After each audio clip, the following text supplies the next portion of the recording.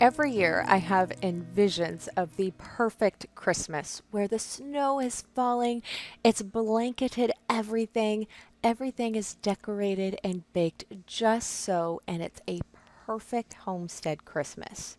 But you want to know the reality? Very rarely does that happen. Here in the Pacific Northwest, we usually end up with a lot of rain. And if we're lucky, a few days with a break in the rain. And as you can see as I'm out gathering our greenery, it is raining pretty good. But over the years, I've learned some pretty important lessons when it comes to Christmas. And only one of those has to do with the weather. If you have ever found yourself in the Christmas season and you're stressed out, overwhelmed, grumpy, and feel like all you're doing is hustling and bustling and Christmas has lost some of its sparkle, well, my friend, I have been there with you, and we are the only ones who control that. I used to stress myself out so much over Christmas until I realized that it was all me. If something was stressing me out, I was the only one who could change both my attitude about it and the actions that were stressing me out and decide to enjoy Christmas again. We used to go hunting for the perfect live Christmas tree, but with having a wood stove, it made putting the Christmas tree up early an actual danger and fire hazard. And then my husband and I would fuss over which tree was absolutely the best and the placement of it. So we decided to take away that stress, be able to put the tree up, not worry about it being a fire hazard, and we got an artificial Christmas tree. Does that make me a bad homesteader? I don't think so. What it definitely makes me is a less stress homesteader around the holidays. And instead, I can go out and cut some branches from our trees on the homestead to bring in so we do still have some fresh greenery with the amazing scent of the cedar and the fir. Too often we get caught up in what we think we should be doing instead of doing what works for us in our lives and in our homes, and especially within our Christmas season for us right now. Like most things in this modern homesteading life, you'll find that even my decor is a mix of modern and old-fashioned. Over here in the village, you'll see the very first piece that we have, and my daughter and my husband made the church out of popsicle sticks quite a few years ago. And then this piece right there, that was actually mine when I was a little girl at home. And every Christmas, I always got to put her out. And my mom gave her to me to add to our village just a few years ago. But you'll also notice that there's quite a few newer pieces within our village. In fact, I just picked up this little nativity to add in front of the church last week.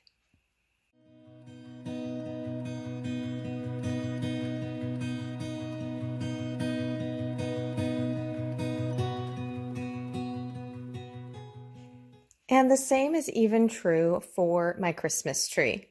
That bell right there is a set of 4 that came from an elderly neighbor's house.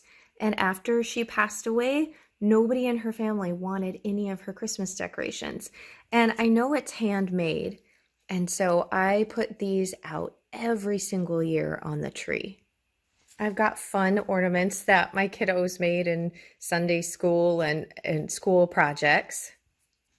And then I have ornaments like this that I just picked up this year because I simply fell in love with the white feathers and the sparkle. There's another one of the bells.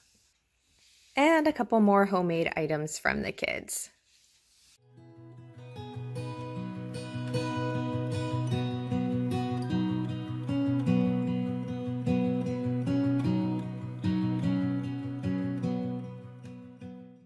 I used to spend time making these elaborate goodie baskets and plates with all kinds of different homemade goodies.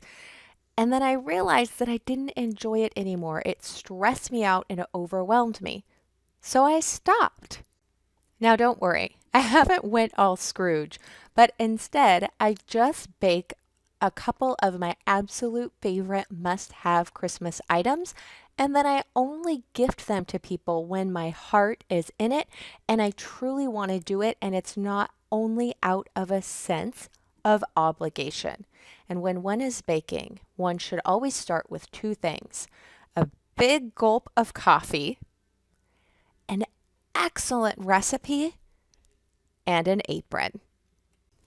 If I only bake one cookie, it's these old-fashioned molasses cookies. And having your wood stove going works great to help soften up that butter.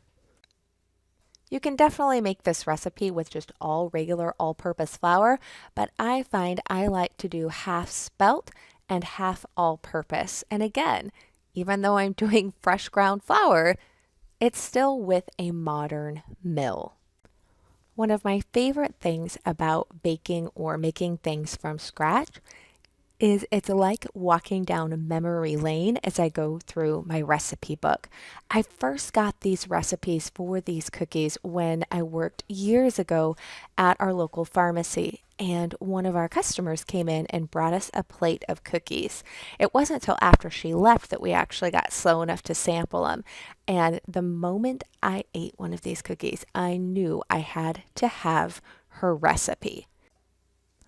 One of the special things about having those holiday recipes that we make, and I think it's so important that we do still bake some of them, is they are a connection to the past, to those who went before us. And I hope that every year, even after I'm gone, that my kids and my grandchildren will make this recipe and that it will remind them of me and the memories that we made when we were together. People like to talk about a certain song taking them back to a moment in time, but for me, it is definitely foods and recipes.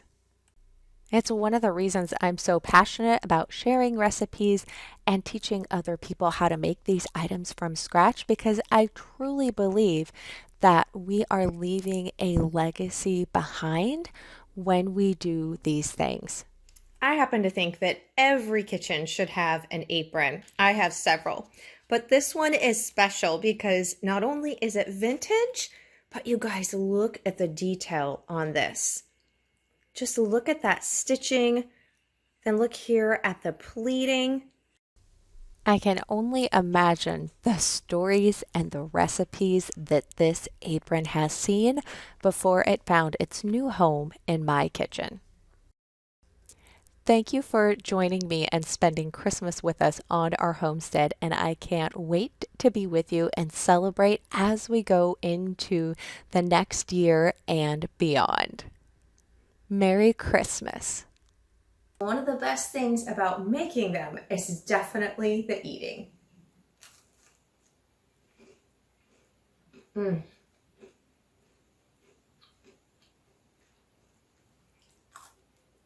I was really only going to take one bite, but it was so good I had to go in for a second one.